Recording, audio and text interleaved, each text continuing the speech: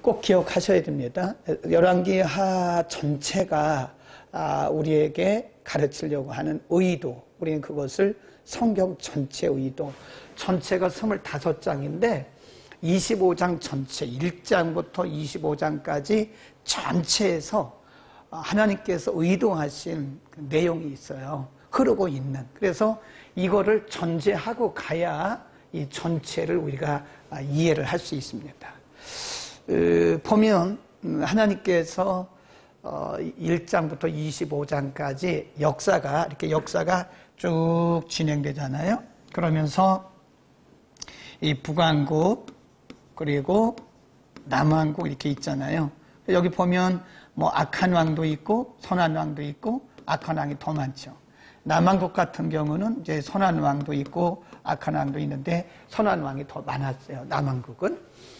그런데 중요한 것은 이 인간의 왕, 사람이 악하든 선하든 인간적으로 보면 역사가 막 뒤집어지는 거죠. 막 이렇게 바람을 타고 뒤집어지는 것 같은데 인간의 안목으로 볼 때는 그래요. 사람의 안목으로 바라볼 때는 지난주에 공부했던 아합 같은 그런 왕들이 얼마나 악독합니까? 그런데 하나님이 그때에 엘리야라고 하는 선지자를 세우세요. 오늘 본문도 마찬가지예요. 이제 아하시아부터 시작을 하는데 하나님이 또 엘리사를 세우세요. 그러니까 그것은 우리에게 뭘 말씀하는가 하면 겉으로 볼 때는 인간의 역사가 매우 혼란스럽고 무질서하게 보이지만 하나님께서는 하나님의 역사를 진행해 가시는데 반드시 이때마다 하나님이 종들을 보내세요. 이렇게 종들을. 그래서 오늘은 그런 부분을 공부하려고 합니다. 이 종들을 엘리야를 세우셨던 하나님이 또 엘리사를 세우셔서 그 역사의 진행을 돕도록 하나님이 역사를 운행하시지만 이런 종들을 하나님이 보내셔서 역사의 진행을 돕도록 하나님이 일하시는 것을 볼 수 있어요. 그래서 전반적인 부분이 하나님께서 가르치신다. 백성들을 하나님께서 어떻게 가르쳐 가시는가를 말씀하고 있는 것이다. 이렇게 보시면 되고요. 그 다음에 배경을 보면 이제 우리가 이런 것들을 뭐라 그러자면 역사의 요약이라 그럽니다. 요약. 항상 이 요약을 해야 우리가 전반적인 것들을 알 수 있거든요. 열왕기하는 솔로몬 왕의 죽음 후입니다. 죽은 후에 지난주에 약간 요약을 해드렸는데요. 이스라엘 왕국이 남과 북으로 분열되죠. 그래서 이때를 우리가 분열 왕국이라 그럽니다. 남왕국과 유다의 왕국에서 이스라엘을 다스렸던 그 왕들의 통치, 여기 꼭 기억하셔야 돼요. 약 300년간의 역사를 기록하고 있다. 특별히 열왕기 하에는 분열 왕국의 여러 왕들의 통치에 대한 이야기가 기록되다가 그 다음에 북왕국이 망해요. 721년에 아수르에 의해서 망하고 여기 나오죠.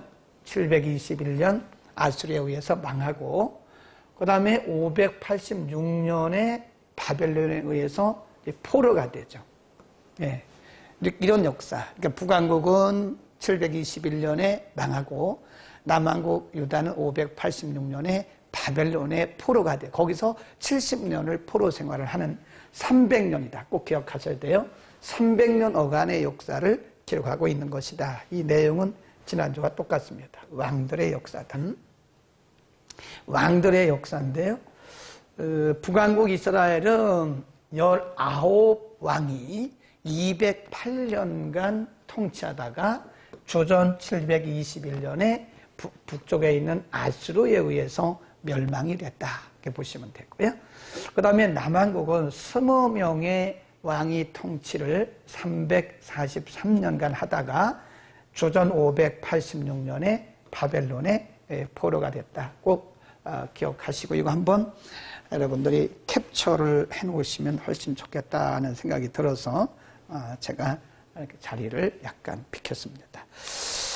자, 우리 지난주에 이 도표를 보여드렸는데요. 세밀하게 보실는지 모르겠습니다. 그래서 지난주에 공부했던 여기 북왕국은 여기까지입니다. 그래서 여로보암 1세로부터 해서 아하시아까지. 그 다음에 남왕국은 솔로몬의 아들 르호보암부터 시작해서 이렇게 여호람, 여호사밧까지 했고, 오늘 열왕기 하는 여기서부터죠. 여기서 시작된다. 이렇게 보시면 되고요. 이것도 여러분들이 한번 캡처를 해 놓으시면 큰 도움이 되겠다. 이거를 좀 잘 보시기 바랍니다. 이거를 잘 보시면요.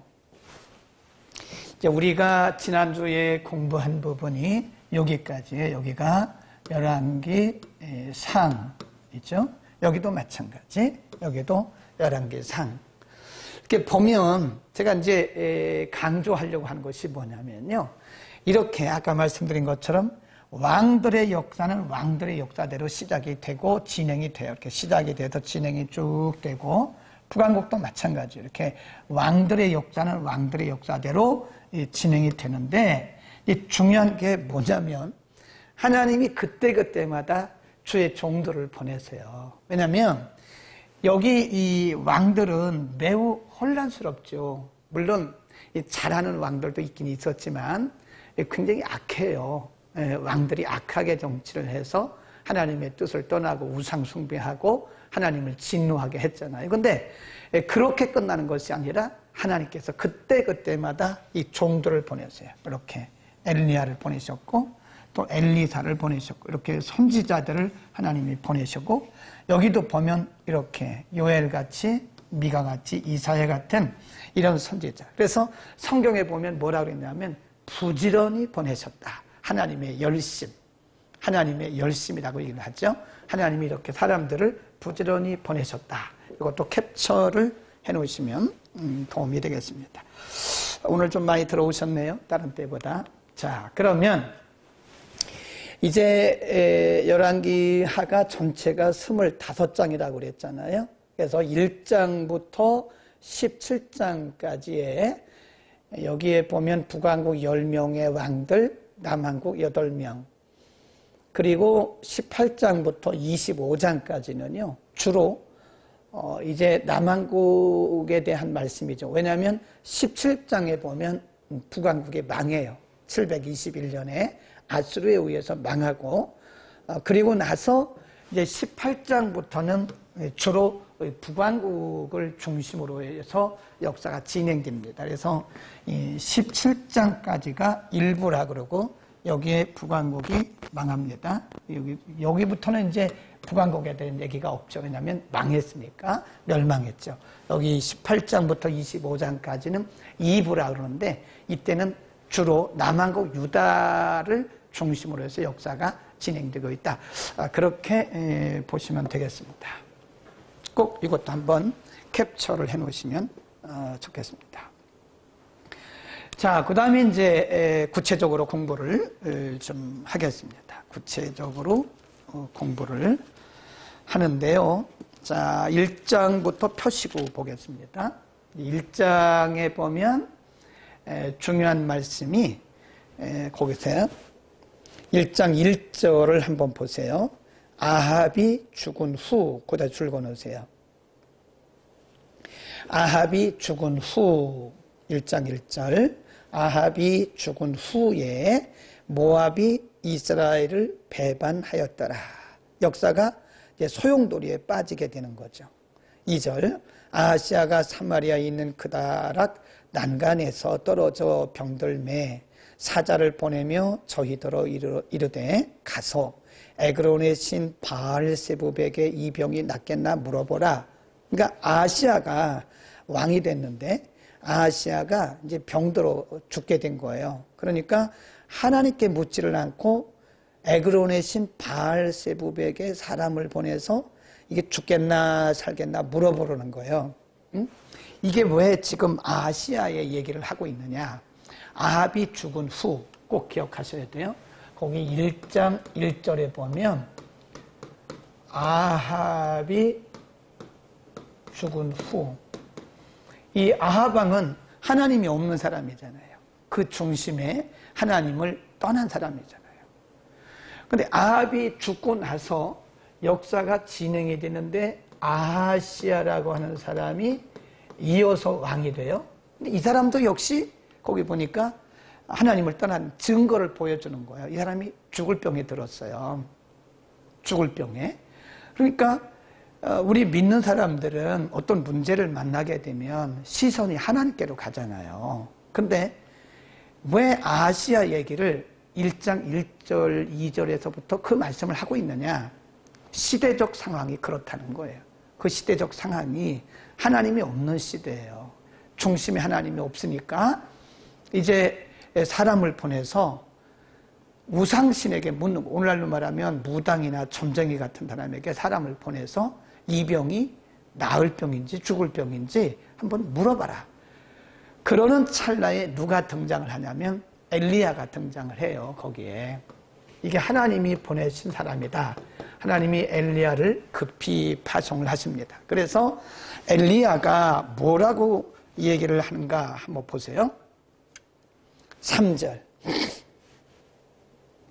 여호와의 사자가 디셉 사람 엘리야에게 이르시되 너는 일어나 올라가서 사마리아 왕의 사자를 만나서 저에게 이르기를 이스라엘에 하나님이 없어서 너희가 에그론의 신 바알세붑에게 물으러 갔느냐?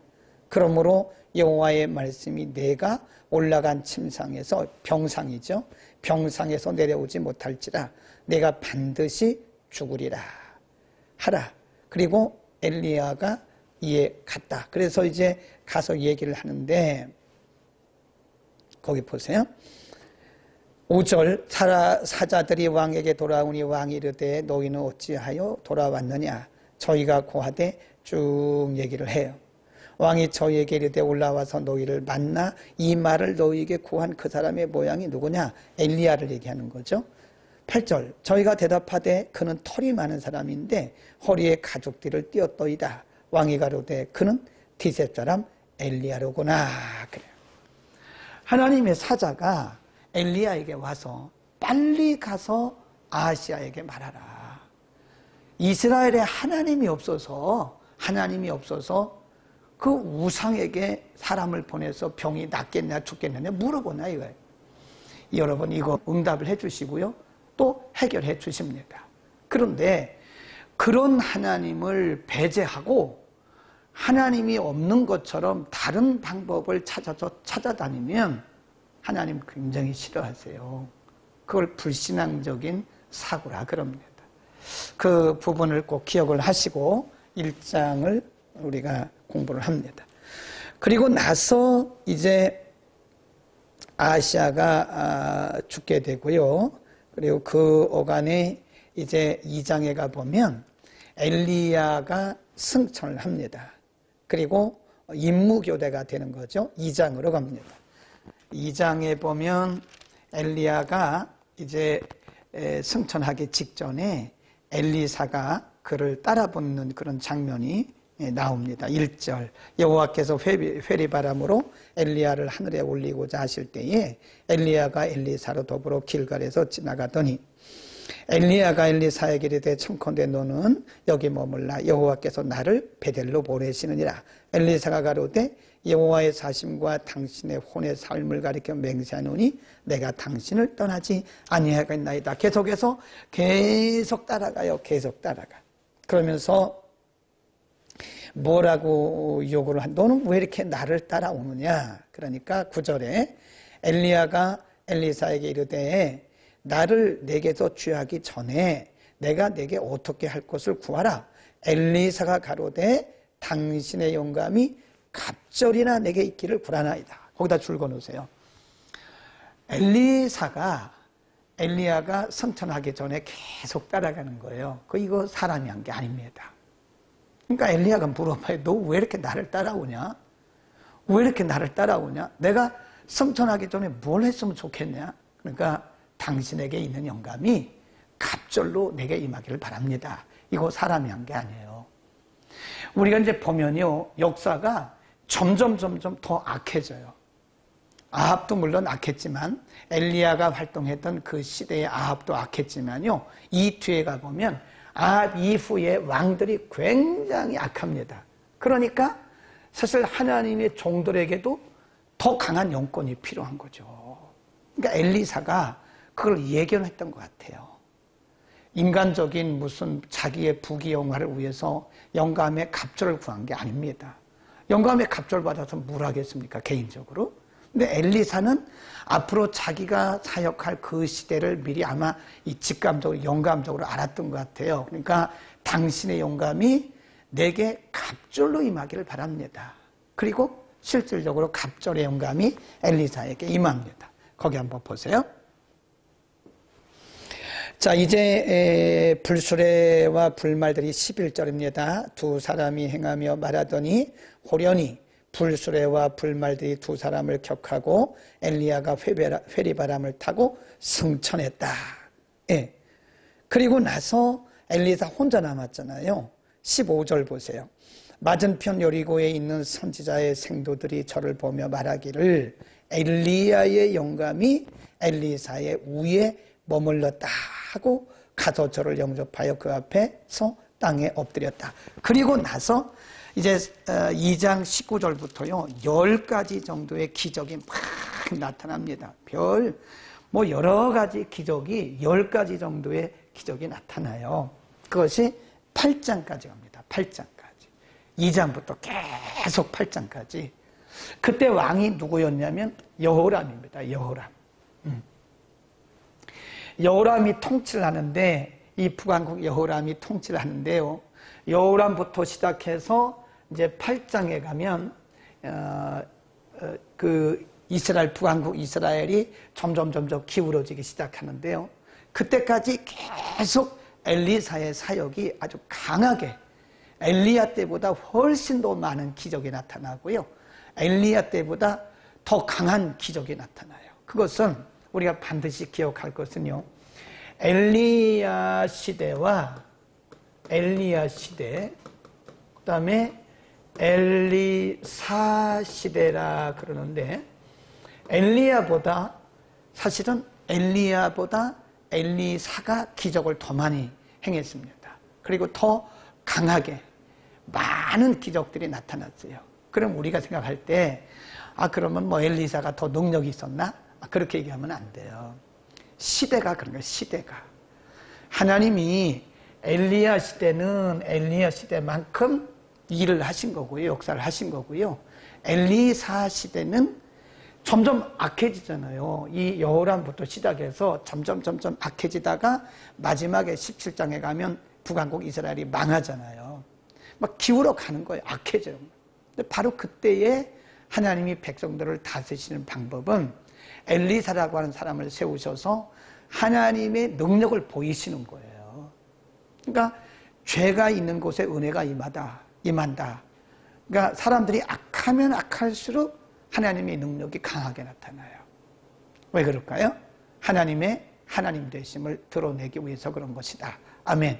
그러니까 우리가 역사를, 그래서 제가 항상 얘기하는 게 역사를 잘 보셔야 돼요. 역사.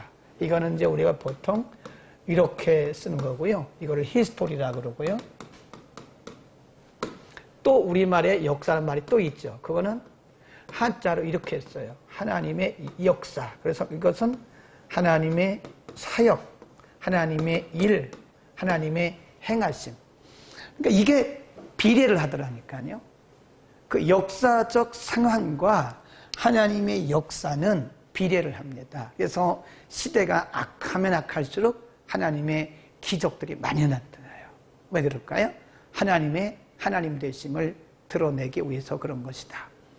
우리가 엘리사가 엘리야보다 기적을 많이 베풀었기 때문에 엘리사가 능력이 있다 그렇게 말하면 안 된다니까요. 사람에게 초점을 맞추면 안 되고 그 시대에 하나님의 역사가 하나님의 기적이 많이 나타났던 것은 그 시대가 악했기 때문이다. 그래서 우리가 역사관을 바로 가질 필요가 있는 것이다. 꼭 이제 그 8장까지 쭉 가다가요. 하나님의 기적이 굉장히 강하게 나타납니다. 엘리사를 통해서. 그러다가 이제 엘리사가 이제 죽어요. 엘리사가 끝까지 살 수 있는 건 아니잖아요. 왜냐하면 하나님이 엘리사를 통해서 일하실 만큼 일하시면 거기까지 하시고 하나님이 또 다른 사람을 이제 세우시는 겁니다. 자, 9장에 가보면 이제 그 왕이 바뀌죠. 예후가 왕이 되고 그렇게 쭉 나갑니다. 나가다가 우리 10장으로 한번 가보겠습니다. 요람까지 우리가 공부를 했고요. 예후까지 이제 봅니다. 그러다가 10장에 보면 예후로부터 시작 쭉 가다가 갑자기 아합 왕에 대한 얘기가 나와요. 10장으로 갑니다. 10장. 10장에 보면 아합의 아들들이 죽습니다. 10장 1절 아합의 아들 70인이 사마리아에 있는지라 예후가 편지들을 써서 사마리아에 보내어 이스라엘 방백 곧 장로들과 아합의 여러 아들을 교육하는 자들에게 전하되 일렀으되 그러다가 7절 편지가 이름에 저희가 왕자 70인을 잡아 몰수히 죽이고 그 머리를 광주리에 담아 이스라엘 예후에게로 보냈다. 그래서 아합의 아들들이 다 죽어요. 다 죽임을 당합니다. 그냥 자연사가 아니라 예후라고 하는 왕에 의해서 다 죽임을 당해요. 그 예후에 의해서 아합의 아들들이 다 죽임을 당하고 아합의 씨가 싹 말라버려요. 대가 이어지질 못하죠. 그러니까 아합 왕의 그 악한 아합 왕의 씨가 싹 말라버리는데 거기에 대해서 성경은 뭐라고 평가를 하고 있느냐, 이게 중요한 거죠. 성경의 평가를 한번 보겠습니다. 죽음에 대해서 10절입니다. 10장 10절 그런즉 너희는 알라 곧 여호와께서 아합의 집에 대하여 하신 말씀은 모두 하나도 땅에 떨어지지 아니하리라. 여호와께서 그종 엘리야로 하신 말씀을 이제 이루셨도다. 예, 이루셨도다. 그래서 여러분 우리가 반드시 기억해야 할 것이요, 죄는 무서운 거예요. 죄는 무섭습니다. 죄의 흔적은 잘 보이지 않죠. 시간이 지나면 흐지부지 되는 것처럼 보이고 안 보이죠. 그런데 이렇게 아합이 죽고 나서 여러 왕들이 많이 바뀌어갔잖아요. 시간이 많이 흘렀잖아요. 그런데도 하나님이 엘리야를 통해서 말씀하셨던 그 말씀대로 하나도 빠짐없이 아합의 집에 하나님 다 갚으셨어요. 중요한 말씀입니다. 하나님을 잘 섬기는 자들에게는 이 복을 주십니다. 은혜를 주시는데 이거를 하나님께서 1000대까지 주신대. 1000대까지. 하나님 참 좋으신 분이세요. 그리고 하나님이 진노하실 때는요 3, 4대까지라고 그래요. 3, 4대. 그러니까 우리의 자녀들이 정말 하나님의 은혜를 누리고 잘 되기를 바란다면 부모들이 잘해야 돼요. 부모들인 우리들이 하나님 말씀 잘 듣고 순종해야 됩니다. 순종해야 돼요. 그리고 우리가 할 일이 뭐죠? 우리가 사사기 공부하면서 여러 번 강조했잖아요. 부모의 사명은 자녀들에게 재산 물려주는 거 아니에요. 재산 물려줘도 그거 아이들이 잘 관리한다는 보장이 없습니다. 여러분, 우리는 중요한 것이 뭐냐? 우리 자녀들에게 신앙의 유산을 물려줘야 돼요. 신앙의 유산을 물려주지 못하면 우리의 후손들이 하나님의 은혜 가운데 복을 누린다는 보장이 없습니다. 부모들이 잘해야, 그리고 신앙의 유산을 물려줘서 대대로 주님 오실 때까지 하나님의 은혜와 축복을 누리는 그런 가정들이 우리 모두의 가정이 되기를 바랍니다. 그래서 아합의 가정은 이렇게 해서 완전히 다 끝나버리게 됩니다. 하나님께서 아합의 행한 죄를 그 자녀들까지 다 하나님 다 쓸어버리시는 그런 장면이 있고요. 그 다음에 10장 18절부터 쭉 보면요, 여기도 아주 우리가 주목해야 할 말씀이 있어요. 10장 18절부터 보면 바알을 섬겼던 사람들이 다 예후에 의해서 다 죽습니다. 예, 거기 보면 나옵니다. 28절 예후가 이와 같이 이스라엘 중에서 바알을 멸하였으나 29절 이스라엘로 범죄케 한 느바스의 아들 여로보암의 죄 곧 베델과 단에 있는 금송아지를 섬기는 죄에서는 떠나지 아니하더라. 쭉 보면 하나님께서 예후라고 하는 왕을 세우시고요. 예후를 통해서 아합의 가문을 다 멸하셨고요. 청소하신 거예요. 그리고 아합 시대부터 시작해서 바알을 섬겼던 우상 숭배자들을 이 예후라고 하는 왕을 통해서 싹 청소하셨어요. 하나님 무서워요. 네. 그러니까 예후는 왕으로서 사실은 자기 일을 한 것 같지만 하나님이 예후를 통해서 청소하신 거예요. 하나님은 역사의 주인이시기 때문에 하나님 보시기에 합당하지 못한 것은요, 어느 시점에 가면 다 이렇게 쓸어버리십니다. 성경을 그걸 쓸어버리신다고 그래요. 우리말로 하면 청소죠. 하나님이 다 청소하세요. 하나님은 두려우신 분입니다. 매우 사랑도 많으시고 좋으신 분이신데 하나님을 거스리고 말씀을 반역하는 자들에 대해서는, 말씀을 거역하는 자들에 대해서는 굉장히 무서운, 말씀대로 하나님 행하시는 분이시다. 꼭 기억하시기를 바랍니다. 가 쭉 나오고요. 이제 요아스라고 하는 왕이 세움을 받습니다. 그래서 요아스가 성전 재건을 하고 수리를 하고 그런 내용들이 쭉 나와요. 12장을 조금 보고 갈까요? 12장 조금 보고 뒤로 넘어가겠습니다. 12장 한번 잠깐 보시죠. 12장 1절 예후의 7년에 요아스가 위에 올라 예루살렘에서 40년을 치리하니라. 바로 위에 줄을 보세요. 11장 21절에 보면 요아스가 위에 나갈 때에 7세였다. 그래서 7살의 어린아이입니다. 아주 어린아이. 7살의 왕이 되어서 47년을 그가 통치를 하는데요. 2절 보세요. 12장 2절 요아스가 제사장 여호야다의 교훈을 받을 동안에 여호와 보시기에 정직히 행하실 때 오직 산당을 채하지 아니하였으므로 쭉 내려가다가 4절 요아스가 제사장들에게 이르되 무릇 여호와의 전에 거룩하게 드리는 은 곧 사람의 통용되는 은 사람마다 드리는 인세 또는 그 시대에 드렸던 헌금을 얘기하는 거죠. 그걸 가지고 성전을 수리하라 그래요. 그래서 이제 우리가 인간적으로 바라보게 되면, 인간적으로 보면 이게 요아스의 통치가 나오는데요. 인간적으로 보면 역사가, 북왕국 이스라엘 역사가 막 그냥 뒤뚱뒤뚱 하고요. 그 다음에 남왕국도 마찬가지예요. 북왕국은 이미 기울어져 가고 있고요. 남왕국도 지금 기울어져 가고 있는데, 하나님이 지금 누구를 세우시냐면 남왕국의 요아스라고 하는 어린 나이 7살의 왕이 돼요. 그래서 40년을 통치를 하게 되는데 7살짜리가 뭘 알겠어요. 근데 거기 보면 제사장을 하나님이 이 왕에게 세우세요. 그래서 그 제사장의 그 영감 어린 그런 조언을 듣게 되죠. 그리고 한 것이 뭐냐면은 성전 수리 사역을 해요. 성전 수리. 하나님이 그 중심에 없으니까요.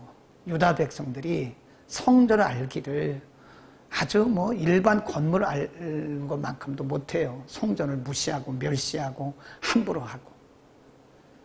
중심에 하나님이 없으면요, 여러분 예배를 무시합니다. 그리고 교회 알기를 쉽게 알아요. 교회가 얼마나 소중한 곳인데 교회 알기를 인간의 단체로 알고 예배 알기를 그냥 자기 하나의 행사로 알고 그러는 것은 중심에 하나님이 없기 때문에 그런 거예요. 요즘 유다 백성들이 성전을 마구 행하는, 성전을 무시하고 회파하고 이러는 거예요.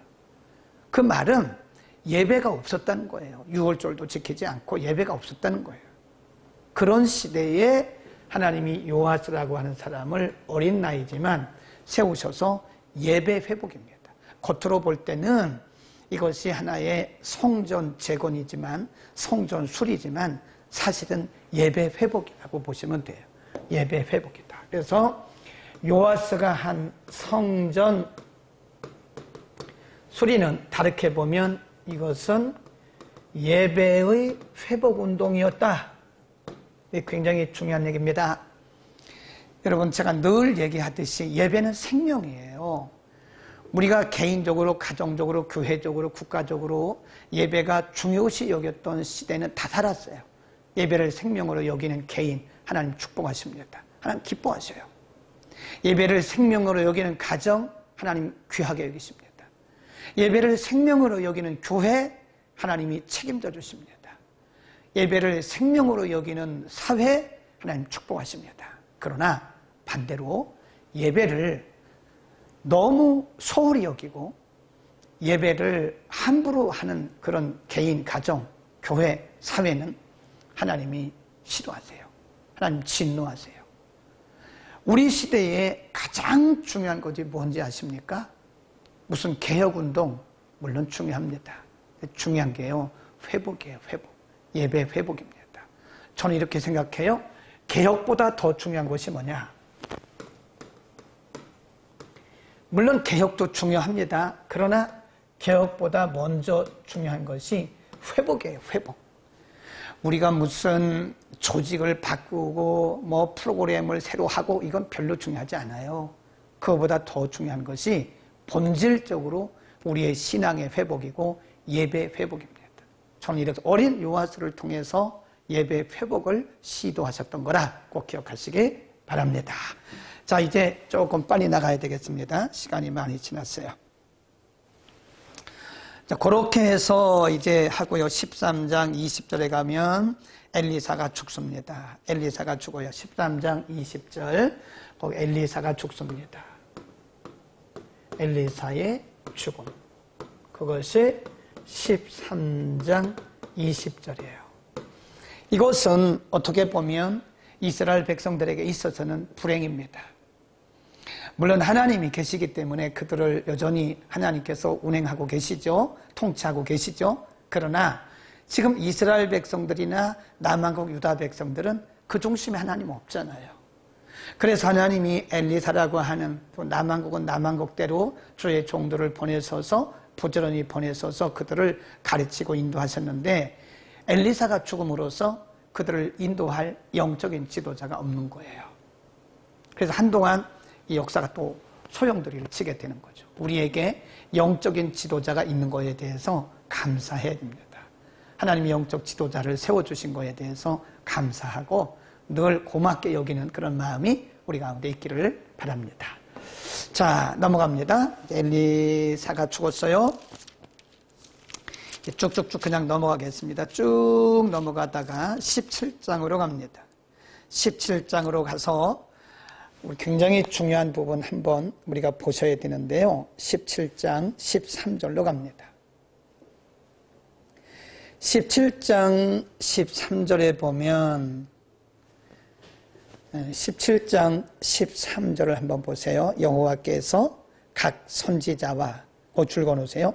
각 선지자와 각 선견자로 이스라엘과 유다를 경계하여 이르시기를 너희는 돌이켜 너희 악한 길에서 떠나 나의 명령과 율례를 지키되 내가 너희 열조에게 명하고 또 나의 종 선지자들로 너희에게 전한 모든 율법대로 행하라 하였으나 너희가 듣지 아니하고 그 목을 굳게 하기를 그 하나님 여호와를 믿지 아니하던 저희 열조의 목같이 했다.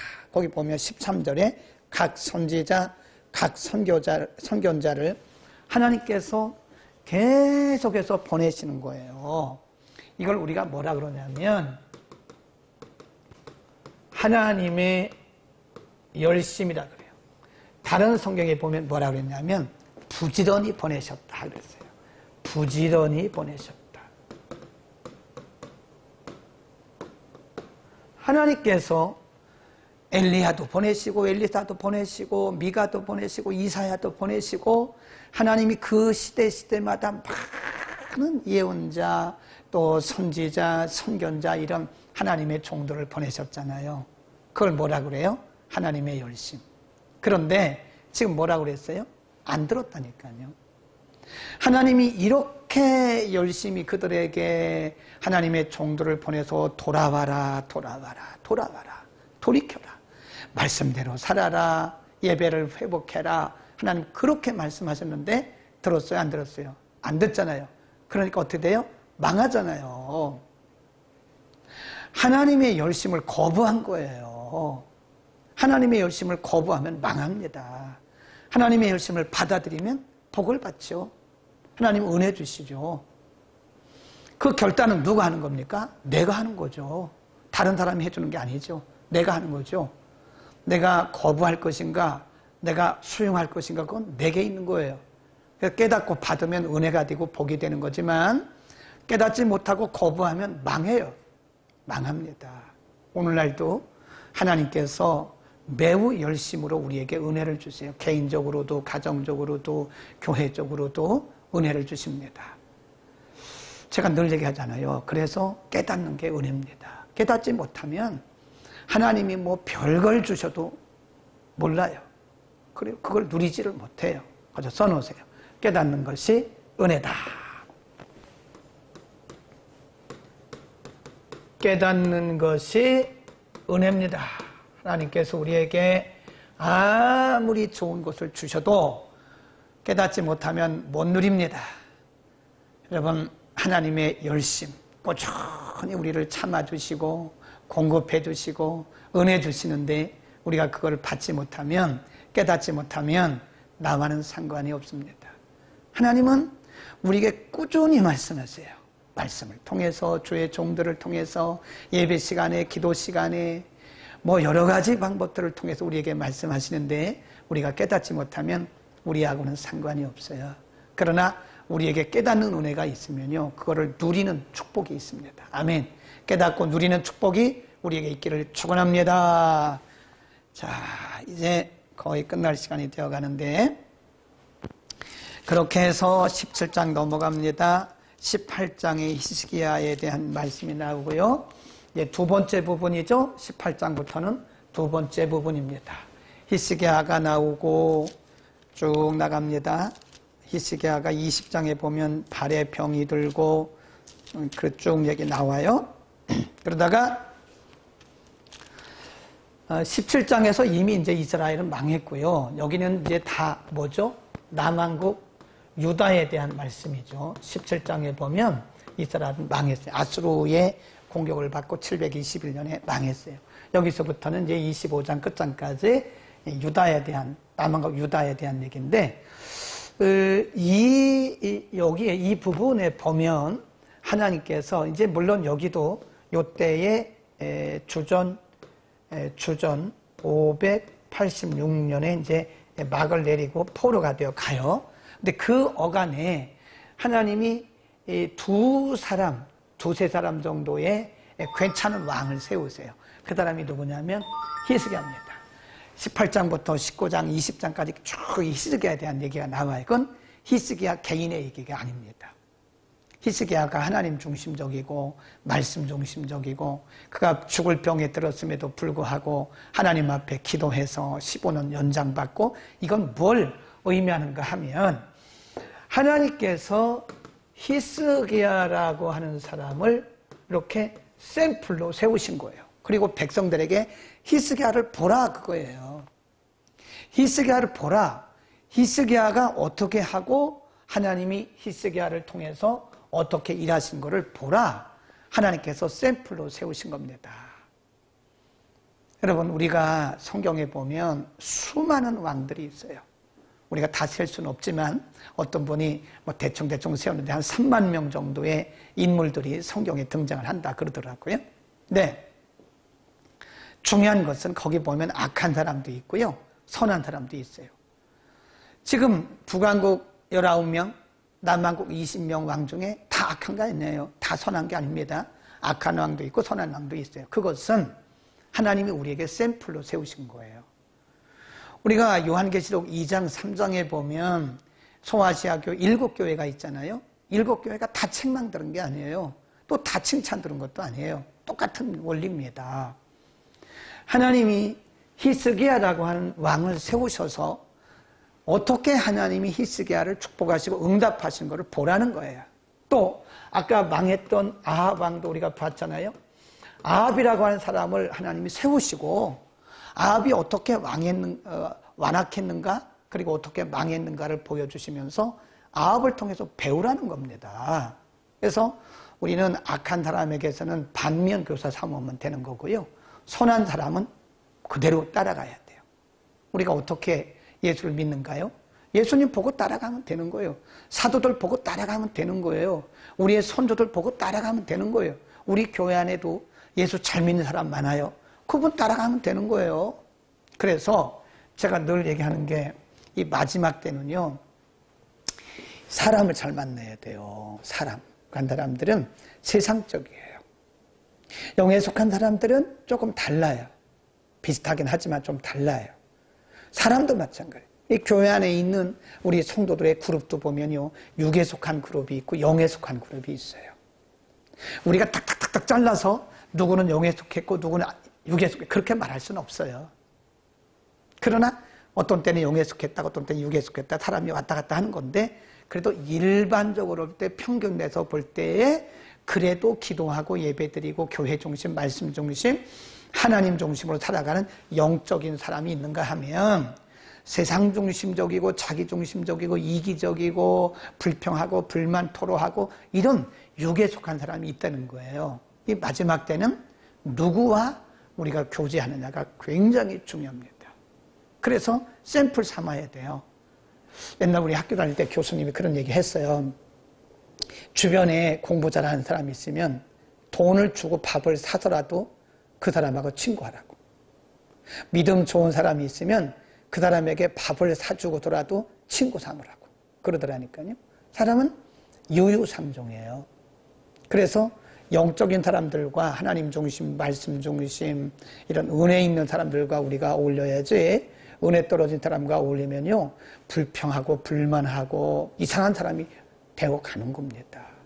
우리는 히스기야를 하나님이 세우신 이유가 히스기야를 통해서 앞에 거 한번 봅시다. 여기 이거 보시면 돼요. 이거를 한 번 더 캡처하시고요.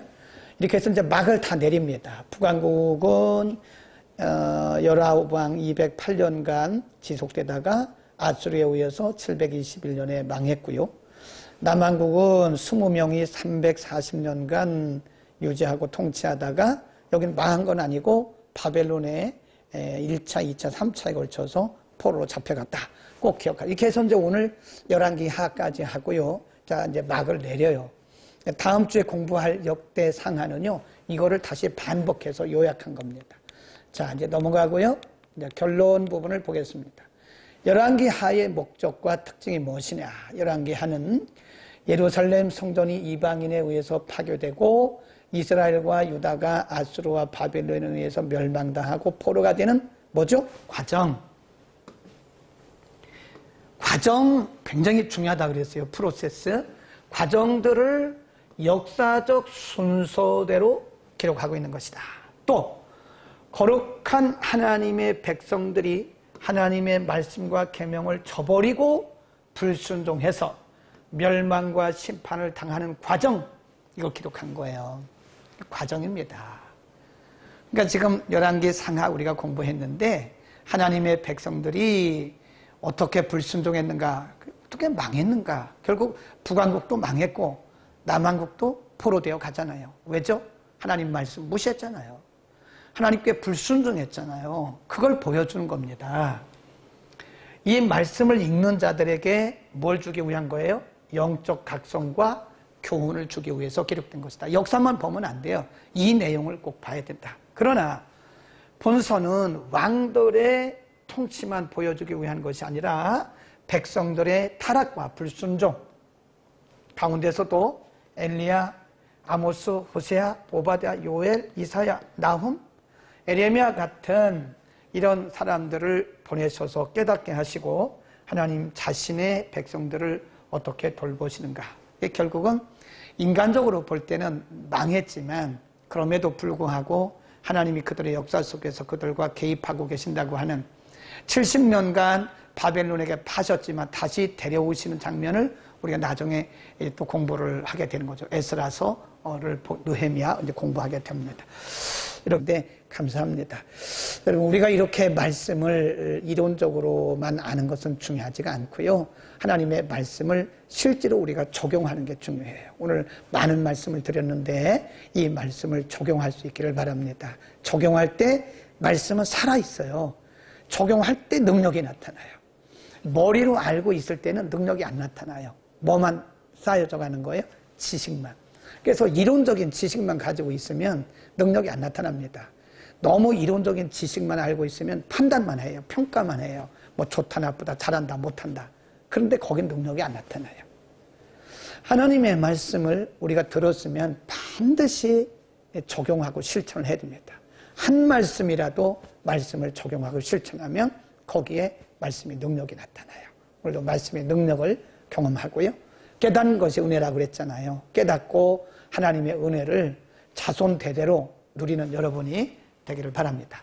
날씨가